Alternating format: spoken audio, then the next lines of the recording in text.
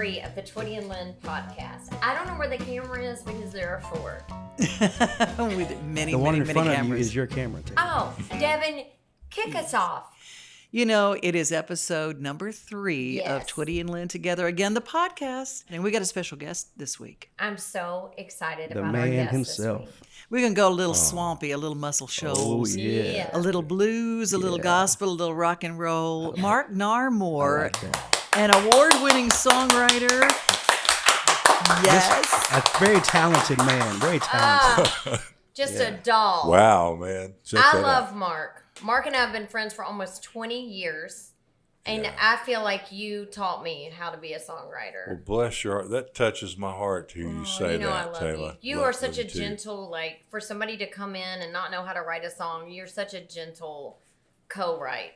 Not anymore, really, but you were back in the day. We hit it off from the get-go. Me and you were out, like, in that experiential ether, like pulling crazy poetry out of the air. So we always kind of got each other on that level, right? You are a poet.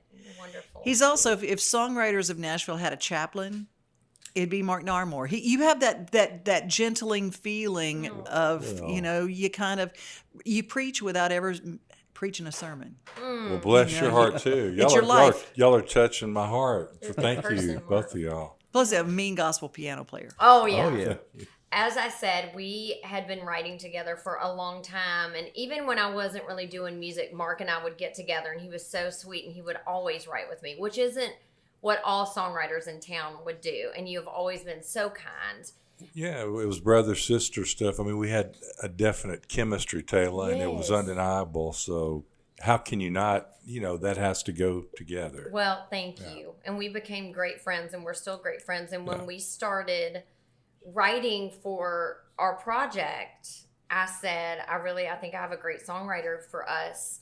And Trey came in and Mark just blew us away with some of his, I think some of the favorite songs people have are Thinking of a Number, which was Mark's idea, Me and You, and Always Be You. Mm-hmm. What's the love song? Need Your Love. Yeah. And then Cooking Up Lovin'. Yeah, 5 that I have with you guys on there. Unbelievable. I knew that Trey would like you, and you hadn't really been on like Music Row that much or writing, and so don't you feel like Mark was the perfect one to step into that world with? Oh, yeah. Absolutely. Mark, I got to ask you, did you ever get to play songs for Conway? You know, my publisher, Rick Hall, whom I wrote with for, wrote there 11 years, played a song for Conway, and he kept it on hold for a few years. And I told Trey this story. Conway had kept it in his, I guess, desk drawer or wherever he kept those songs. And it was a song I wrote with Mike McGuire of Shenandoah. It was called Never Turn to Gold. It was about a class ring.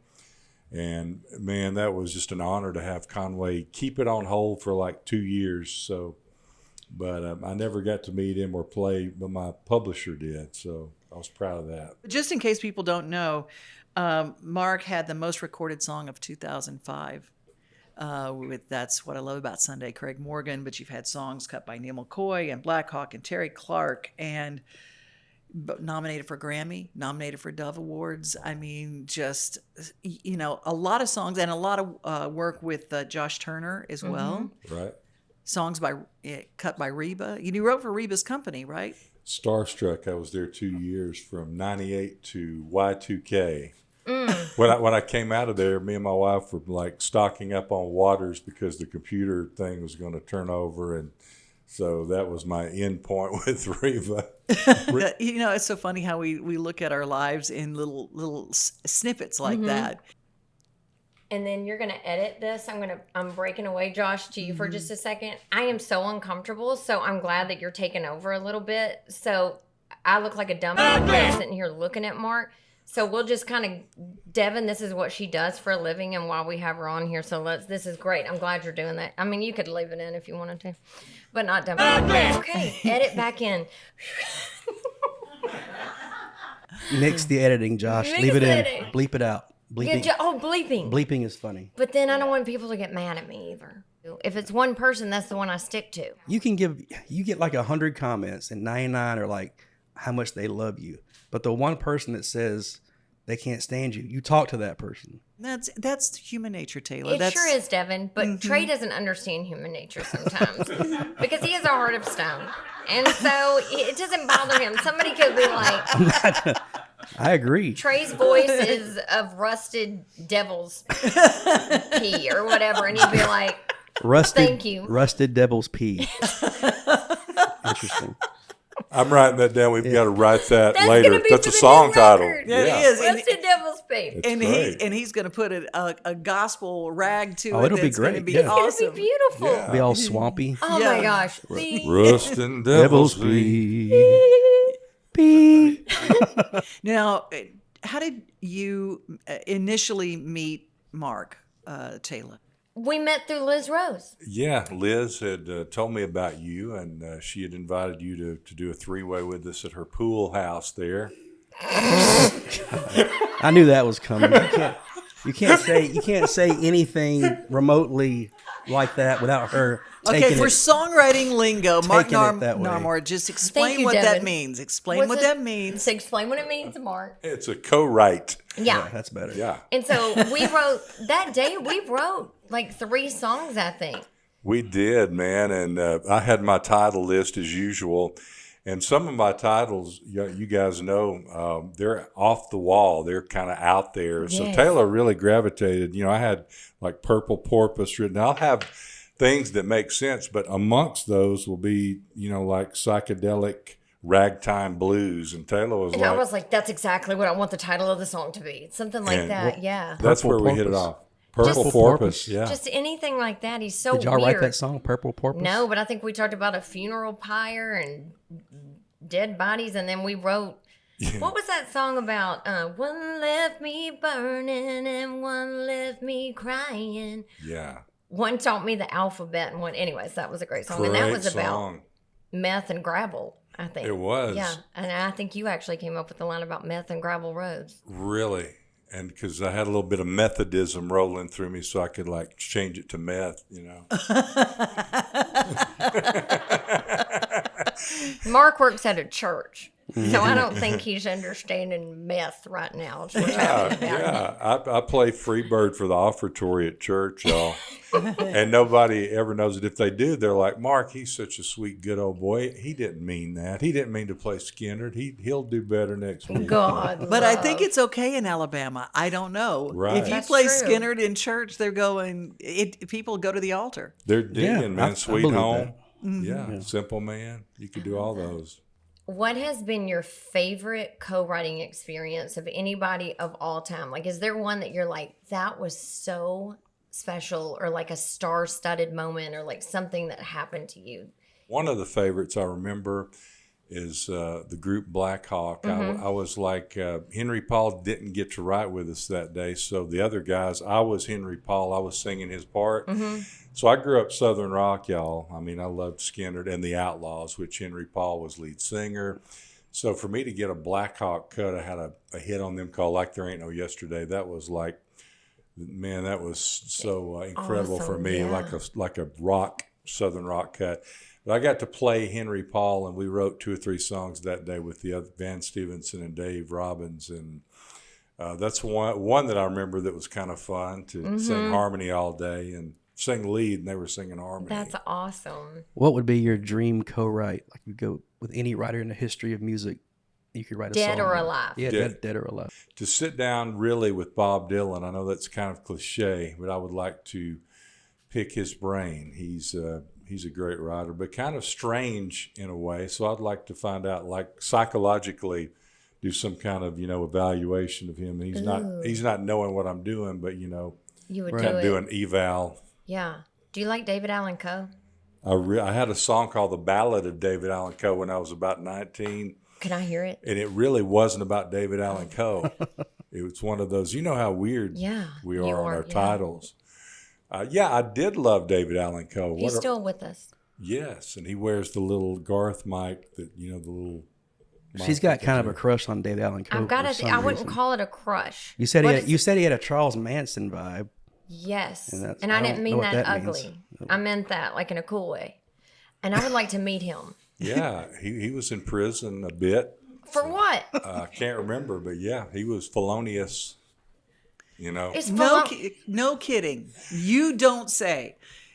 David Allan Coe was felonious. he was felonious. Oh, He was felonious. polygamous, I understand as well. Yes, he Did had. you know that? He Look how was. smart y'all are. He was a Mormon priest or Mormon preacher. He called himself that and had like 13 wives, I think. Yeah. David Allan Coe? Yeah. Oh, yes. What are you talking? Where is he? I think he's in Arkansas. How do you somewhere. find him? I have not in a while. I was not one of the 13 lucky ones, but no, I'm just kidding. He is, that's one of my Desert Island albums, is the best of David Allan Coe. He is one of the most incredible writers, but as a singer, you listen to his vocal on Mona Lisa Lost Her Smile, it's and you beautiful. go, it almost doesn't fit with his outlaw Okay. image. Well, that's cool. And then there's the songs like Divers Do It Deeper, which is a totally different take. theme. Yeah, but still great vocalist, and what a interesting cat. So interesting. That's a good word. Interesting. He lived in a cave near Jackson here for a while. Did you all know that? No, No, by himself? I think he had a few of the wives With within him. there. Few, yeah. They How couldn't did- all fit in. What do you know about this? You know, our buddy Bobby Tomberlin used Yes. to call David when he lived in the cave. Yeah. And Bobby was a disc jockey, so he put him on the air live from the Are cave. you kidding me? Jackson. Hey, you know, had I that didn't- echo that sounded a little bit like that. Did you hear it? Bobby Tomberlin's dating, is this public? Tess Felle. Well, yes, Yes, it's public. Yes, yeah. she is a great artist. Sweetheart, yeah. Isn't she sweet? And absolutely stunningly beautiful. She is. I'm going to get up and grab a painting she did. I'll be right back. Okay, she's so cool. There and our worlds start. The circles start. It's like all the subsets. You know, when you were in elementary school and you draw these circles and where they would meet. It's a little bitty world, and we start connecting all of these circles, and you go, "Hey, we really are family." And Yes. for those who don't know, Tess is Dottie West's granddaughter, and Shelley West's daughter, And David Frizzell's. niece, Yeah. and Alan Frizzell's daughter. And Alan Frizzell wrote a Gene Watson hit. What was You're Here Doing What I'm Here Doing Without, I think. Oh yeah. And she's one heck of a writer and just a great singer too. And she and Bobby sing together, and it's just magic. The two of them, their harmonies are just beautiful It's together. so compelling. Oh, my goodness. Yep. So compelling. It really is. Okay, look. Josh, do you have it? You got it sideways there. Looks good though. Tess Felle, she painted this of me and Meemaw. And they gave it to me for my birthday. Isn't that great? Isn't that great? You like it? I do. I just think she's so gifted. 'Cause She is. it's always scary when someone comes up to you and says, "Oh, I'm a painter," and I'm going, "Oh, dear Lord, I hope they are really." Because, it's hard when you have somebody, that calls that. I've had several people, hey, I painted you something. And they come out with one of those splatter paintings that I can do with, plastic spoons and tempera paint. Yes, Yeah. Devin. And I go, oh, dear Lord, because I can't lie. I mean, it's just like all right there. I can. See? I will love it all. Shut up, Trey. I'll try. I'm agreeing with you. I appreciate any gift from somebody. That's a very, somebody's offering you something.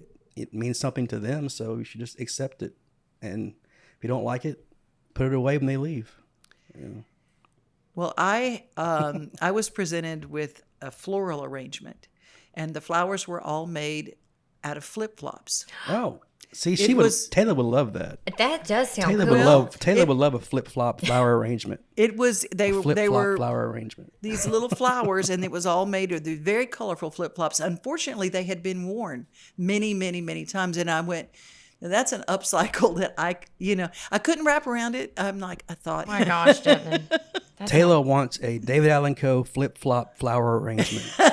So if somebody can get all David Allan Coe's I do. flip-flops I do. and arrange them, she would like to put that on her bedside. well, I got a question. Okay, yes. There's only one first cut. I don't know what yours was, Mark, but how did it feel when you got that call from the publisher the very first time that someone is recording your song? It's almost like I could have quit Devin at that point and been a happy man, really. well, actually, not when I got the news, but when they actually cut it, Shenandoah was my first cut. It was Moon Over Georgia. Can you believe that song? And I was a baby. I was there with Rick Hall at Fame, and it was a wonderful learning experience because Fame was tough. It was in Muscle Shoals, and it was sort of like the Marine Corps of songwriting because Rick, he was sort of, I mean, he wasn't mean or anything. He could be a little bit, but he was more like a Godfather type, what I thought of like a mafia boss. Mm-hmm. And we'd go into his office, probably 10 writers, and he stayed glued to what he was saying, and you really didn't ask to go home. Sometimes he would have these 12-hour-long meetings. So it taught you a lot about what, kind of how to hang in there. And he was very respected, and what a talented guy. He produced that record on Shenandoah. From back then, which wasn't, what year was that? Was that in the 90s? 89. 89. 90, you're right. So I know you're talking about Muscle Shoals, but Music Row in 1989 to 2024, what is the difference in the feeling there? I mean, it feels so different. Like, what do you see as the biggest difference, good or bad? To me, probably the biggest difference, because then 89 song pluggers were going and what's a song plugger? Song plugger plays the song. They take your song that we write and they play it for an artist or their manager or their producer or the label and try to get it recorded. The song pluggers would get these songs on hold, which meant that the artist or somebody would pledge that they were going to record our song. It happened all the time. We had a big tote board at the publishing company, and actually some of these artists would record our songs. Mm-hmm.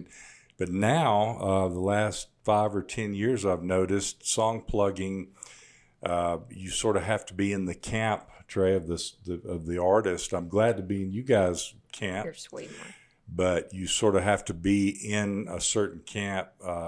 There's no peripheral songs coming from outside. It's kind of sad, right? Mm-hmm. All the songs ever written, what's the one you say, I wish I'd have wrote that song? Rainy Day Women, number 12 and 35, maybe, Bob Dylan. What about you, Taylor? Oh, I don't know. It would take forever. Just what comes to your mind. Pop. Don't think about it. I'm thinking about a song called I Lie by Meemaw right now. Well, there you go. That's what popped into my head. Well, then that's the I don't one. think that. What about you, Trey? What about you, Devin? I was going to ask you. To the Morning by Dan Fogelberg. Dan Fogelberg is one of the, he's just one of the most incredible, not lauded very often writers. Right. But you listen, Same Old Lang Syne. If you listen to those words of that song, you just go, okay, wow. Run for the Roses. We just had the Kentucky Derby. That song, Leader of the Band. Dang, Leader of the Pack. Well, that's a different one. That's different song entirely. But I like that song too. I like the Living Years. The Living Years by Mike and the Mechanics. Who wrote that? Do you know who wrote Living Years? I'm not sure. I think he might have. Yeah. Well, we're coming to the end of a broadcast tonight. It's hard to even think about that, but if you guys have not heard Cookin' Up Lovin', you can go get it right now because it's wherever you get fine music. Yes, Whether you stream it and get it. Have you got it on vinyl yet? The vinyl will be out. Did I tell you we were doing it on vinyl? Yeah, Mark, awesome. It's going to be on vinyl. Won't that be fun? Yes, we can spin it. Yes. It looks like it was created in 1950. Well, we got Jeremy, I can't say his last name, Wetzer. He did the vinyl thing, and so it's so cool. It's going to be out July 5th, and we're going to be live on our podcast July 5th too, but they will be for sale there, and the CD should be here any day now. We're just waiting for it to come through, but you can pre-order that on twittyandlynn.com. Just click the button, see us there. And Mark Narmore, we cannot wait to hear more and more of your greatness. Tell your family I said hi, and thank you so much for driving to Waverly, Tennessee today. Love y'all so much. I love you so much. Thank you, Mark. Appreciate you. Bye.